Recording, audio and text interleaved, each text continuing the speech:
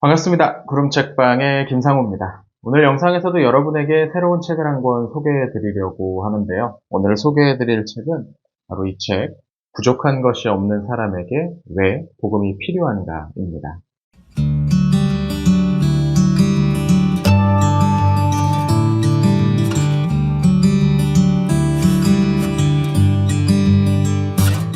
제목이 꽤 길죠. 부족한 것 없는 사람에게 왜 복음이 필요한가?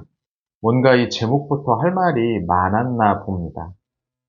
이 책의 저자는 윌리엄 윌리몬입니다. 이 이름이 익숙하신 분들도 좀 계시겠죠. 저는 이분의 책을 딱 한 번 만났던 것 같습니다. 스탠리 하우어스와 함께 쓴 하나님의 나그네 된 백성이라는 책에서였는데요. 그 책은 공저자로 참여한 거라서 어느 부분을 이 윌리엄 분이 쓰셨는지를 정확하게 알 수가 없었죠. 그래서 이제 단독 저자로 이분이 쓴 책은 처음 읽어봤는데요. 읽고 나니까, 이분이 쓴 다른 책들도 좀 관심을 갖고 지켜봐야겠다라는 생각이 드네요. 그만큼 이 책의 내용이 괜찮았다는 말이죠. 이 책은 기본적으로 설교집입니다. 저자가 오래전에, 우리 40년 전에 목사로 사역을 시작했던 그 초기에 했던 설교들이죠. 사역 초기부터 이 정도의 설교를 했다는데 새삼 놀라게 됩니다. 원래 이 될성 보른 나무는 떡잎부터 알아본다고 뭐 그러잖아요. 그러니까 이 교단 출판사에서 그의 설교문을 좀 책으로 엮자고 이야기를 했었겠죠. 이 책은 우선 오늘날 일반적으로 퍼져 있는 교회 안의 간증 방식을 지적하는 걸로 시작을 합니다. 기독교 신앙생활을 꾸준히 해오신 분들이라면 우리나라에서도 이 간증 같은 걸 종종 들어보셨을 겁니다. 뭐 대규모로 하려면 뭔가 잘 꾸며진 예배나 행사의 형식에서 주 강사로 간증자가 초청되기도 하고, 또 작게는 별다른 형식 없이 그냥 가까운 사람들과 이야기하는 중에도 우리는 간증 같은 것들을 하기도 합니다. 근데 저자는 여기에서 아주 흥미로운 지적을 합니다. 이렇게 말하죠. 그런데 당혹스러운 사실은 내가 들어본 거의 모든 간증에는 예외 없이 진부하고 구태의연하고 뻔한 패턴이 존재한다는 점이다. 그 패턴은 대개 이런 식으로 흘러간다. 나는 비참했어요. 그동안 살아온 삶에 대한 죄책감 때문에 상심했고 괴로웠습니다. 온갖 방법을 동원해 보았지만 아무런 효과가 없는 듯 했습니다. 그때 예수님을 만났습니다. 그리고 그분께 내 삶에 들어와 주시도록 요청했습니다. 그때부터 내 삶은 기쁨으로 충만해졌습니다. 아마 여러분도 비슷한 이야기들 들어보신 것 같지 않습니까? 저는 100%였던 것 같습니다. 다 이런 식이었어요. 무슨 연예인이 오고 오래전 스포츠 스타가 오고 해도 다 이런 레퍼토리의 간증을 하시더라고요. 마치 누가 가르쳐 주기라도 한 것처럼 말이죠. 사실 어디서 간증을 이렇게 해야 된다, 뭐 저렇게 된다라고 가르치는 그 강의가 있는 건 아닙니다. 형식이 따로 정해져 있지도 않고요. 아마도 앞서 했던 다른 분들이 했던 간증을 참고하면서 자기도 모르는 새 이런 형식이 정형화되어 버린 건 아닌가 싶습니다. 물론 여기에 기독교 역사의 유명한 인물들, 이와 비슷한 삶을 살았다는 것도 한 영향을 줬겠죠. 뭐 바울이라든지 아우구스티누스라든지. 물론 저자가 이런 형식의 간증이 천편일률적이다라는 점 때문에 비판하는 건 아닙니다. 여기에는 신학적 문제도 있거든요. 이런 지적이 있습니다. 그들의 간증은 내가 예수님을 만난 뒤 또한 그리스도께 내 삶을 바치기로 결심했을 때 따위의 진부한 표현으로 가득하다. 내가 아는 성경 지식에 비추어 볼 때 성경에 담긴 이야기는 대개 우리가 예수님을 찾았다고 자랑할 수 없는 것들이다. 실은 예수님이 우리를 찾아오신다. 또한 관건은 내가 하나님에 대해 무엇을 결단하느냐가 아니라 하나님이 그리스도 안에서 나를 위해 결단하셨다는 점이다. 그러니까 이런 간증들이 지나치게 자기 중심성을 전제하고 있다는 말입니다. 마치 내가 뭔가를 시작한 것처럼 말하고 있다는 거죠. 뿐만 아니라 이런 간증들은 기본적으로 하나님을 나의 문제를 해결해 주시는 분 정도로 격화시킨다는 문제도 가지고 있습니다. 소원 해결사로 하나님을 만나게 되는 거죠. 자, 그렇게 소원 해결사로 하나님을 만난 사람들이 이제 그 소원이 해결된 뒤에는 어떻게 해야 될까요? 계속해서 하나님을 만나려 할까요? 아니면 이제 관심을 접고 다른 데로 시선을 돌릴까요? 책의 뒷부분에서 지적되는 내용이기도 한데 어쩌면 이런 식의 문제 해결사 하나님에 관한 이미지가 소위 부족한 것 없는 사람들, 이 책에서는 강한 사람들이라고 번역되는데, 그러니까 이 지금 당장 뭐 부족한 것 없는 사람들에게 기독교를 믿어야 될 이유를 제대로 설명하지 못하는 원인 중 하나가 된다고 저자는 지적하기도 합니다. 이렇게 얘기하죠. 하지만 자기 만족이 종교의 전부라고 단정하는 사람들을 누가 비난할 수 있을까? 우리는 기독교 신앙을 어떤 사람이 그동안 경험했던 최고의 거래로, 우리의 선행에 대한 복된 보상으로, 우리의 온갖 개인적 고통과 아픔을 해결하는 만병통치약으로 제시한다. 만약 어떤 사람이 이미 건강과 행복, 상당량의 기쁨, 또 어지간한 만족을 누리고 있다면 그 사람은 자신이 이미 기독교 신앙의 모든 혜택을 소유하고 있고 따라서 종교에 발을 담금으로써 얻을 수 있는 것이 전혀 없다고 지레 짐작하기 쉽다. 저자는 여기서 조금 더 나아가서 오늘날 교회의 복음 제시 방식에도 문제가 있다고 지적합니다. 앞서 이야기했던 간증의 패턴이 여기도 비슷하게 나타나거든요. 무슨 말이냐면 오늘날 기독교 설교는 많은 경우 이런 식으로 시작합니다. 우리 모두는 죄인이다. 조금의 차이가 있어도 똑같이 하나님의 기준에 미치지 못한다. 그러면서 이 증거로 삼을 수 있는 몇 가지 사례들을 덧붙입니다. 뭐 이혼 통계라든지 약물 남용, 자살, 혼전 임신 같은 케이스들이죠.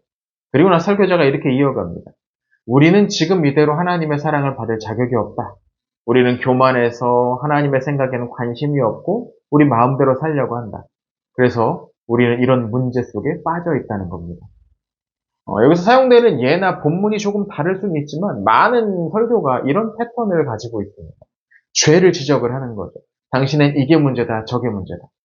이에 대해서 저자는 이렇게 설명합니다. 대부분의 설교와 신학은 성직자의 꾸지람과 죄의식을 쌓는 단순한 연습인 경우가 비일비재하다. 자격 미달과 극도의 비참함의 느낌으로 정의된 회개는 설교만이 아니라 삶 전반의 목표가 된다.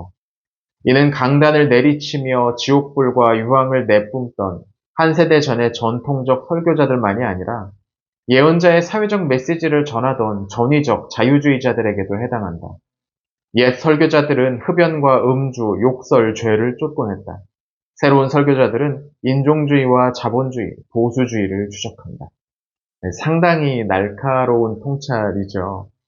신학적으로 보수주의자나 자유주의자나 한결같이 사람들을 꾸짖고 문제를 지적하는 게 교회와 설교자의 역할인 양 생각하고 있다는 겁니다. 물론 성경은 우리가 죄 아래 있다고 말합니다. 이 말이 틀렸다는 건 전혀 아니죠. 저자가 그럼 말하려는 건 뭘까요? 이건 이 다음 문장을 보면 알 수 있습니다. 우리는 그리스도를 위해 결단해야 한다는 당위성에 너무 몰두한 나머지 그리스도 안에서 하나님이 우리를 위해 단번에 결단하셨다는 사실을 잊는다. 앞서 간증 레퍼토리에 대한 비판에서도 비슷한 지적이 나왔죠.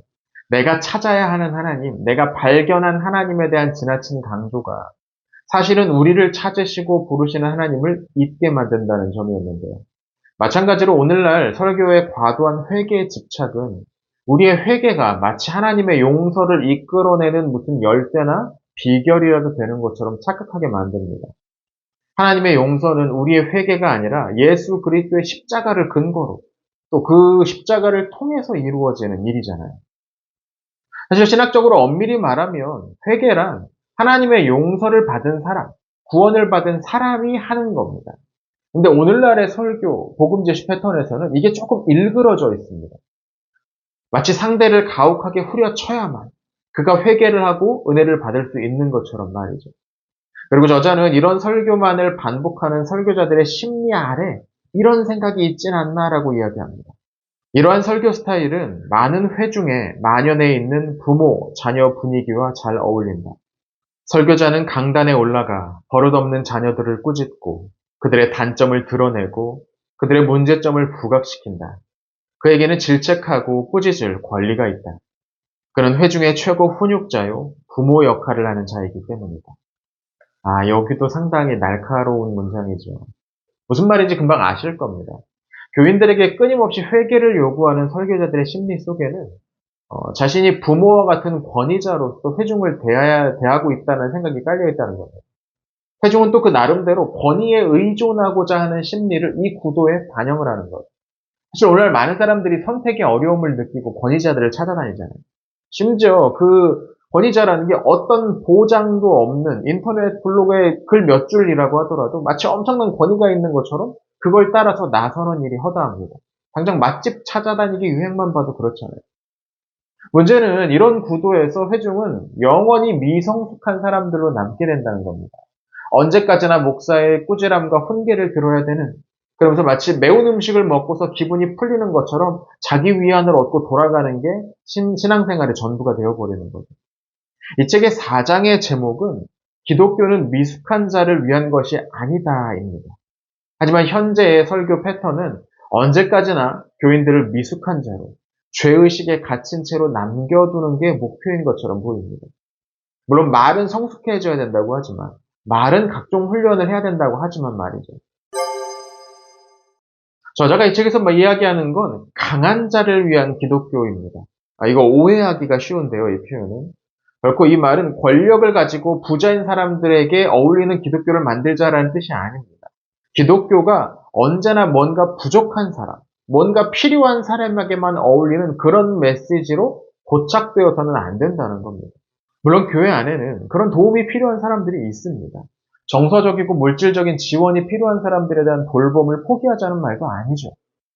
이 책에서 저자가 말하고 싶었던 것은 아마 그 사람들이 전부는 아니라는 겁니다.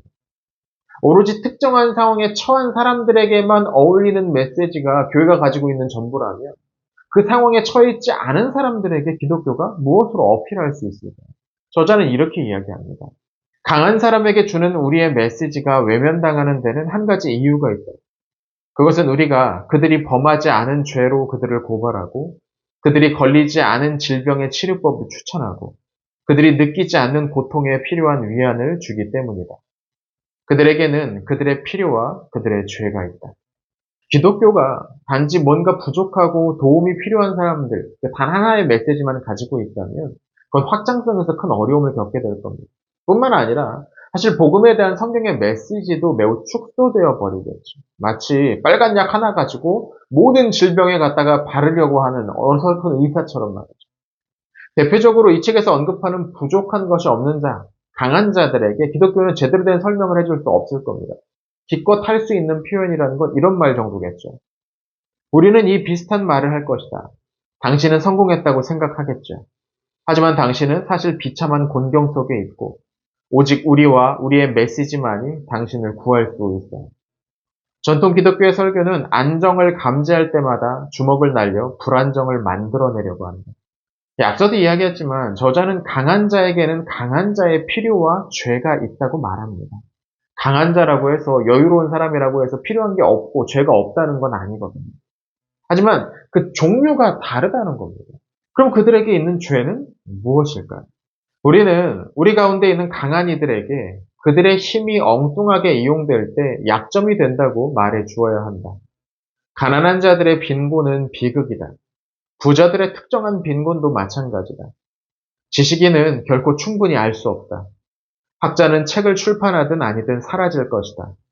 조직의 위계서열 꼭대기에 올라간 사업가는 자신이 사업을 운영하기보다는 이제 사업이 그를 운영하는 현실을 발견할 뿐이다. 감독직에 이르는 과정에서 타협한 설교자는 주교로서 할 수 있는 말이 아무것도 남아있지 않다는 것만 발견한다. 우리가 자기 자신을 위해 돈을 더 많이 모을수록 돈을 쓸 곳은 훨씬 적다. 즉, 그들의 강점이 잘못 사용되면 약점이 될 수도 있다는 말입니다. 이 점에 관해서도 기독교는 분명히 해줄 말이 있죠. 여러분은 이 문장에 대해서 어떻게 생각하시나요? 저는 개인적으로 이제 이 책의 제목이 꽤 강하지 않습니까? 부족한 것이 없는 사람에게 왜 복음이 필요한가? 근데 이 저자가 결국 이제 결론부에서 제시하고 있는 대안은 살짝 평범하지 않나라는 생각이 좀 들어요. 하지만 책에서 여러 차례 반복해서 지적하고 있는 것처럼 현대 복음 제시 방식에 문제가 있는 건 분명해 보이긴 합니다. 정말 우리는 누군가를 정서적으로 약한 상태로 몰아넣는 것이 기독교 복음을 제시하기 위한 선결 과제라고 여기는 것 같거든요. 이런 접근법의 가장 큰 문제는 사실 어떤 사람에게는 별다른 효과가 없더라 정도가 아니라 이런 접근 자체가 사람을 집단이나 어떤 덩어리 정도로 뭉뚱그려 버리고 있다는 점입니다. 마치 그가 개성이라든지 개별적인 정황이 전혀 없는 것처럼 이것 하나면 모두에게 통해라고 생각하는 거죠. 하지만 예수님은 자신을 찾아온 모든 청년들에게 다 재산을 팔아 나누어 주라고 하지는 않으셨습니다. 그분은 한 호숫가에서 고기를 잡는 어부들을 불러서는 자신을 따라오라고 하셨지만 바로 그 근처에서 그분에게 고침을 받은 어떤 사람은 예수님을 따라다니는 것을 허락받지 못하게 되었습니다. 예수님의 처방은 사람의 상황과 처지에 따라 다 달랐다는 말이죠. 때문에 조금 다른 상황에 있는 사람들을 위한 조금은 다른 고민이 필요하다는 주장에는 크게 공감이 됩니다. 다만 이 부분에 있어서도 좀 더 정교한 고민과 해답을 제시하기 위한 노력이 추가적으로 필요하겠죠. 저는 이 책이 그런 고민의 시작이 되었으면 좋겠다는 생각이 드네요. 오늘은 윌리엄 윌리몬이 쓴 부족한 것이 없는 사람에게 왜 복음이 필요한가라는 책의 내용을 소개해 드렸습니다. 언제나 말씀드리지만 이 책에는 이 영상에서 소개해 드린 것보다 더 좋은 내용이 많으니까요. 영상을 보시고 관심이 생기셨다면 직접 읽어보실 것을 추천드립니다.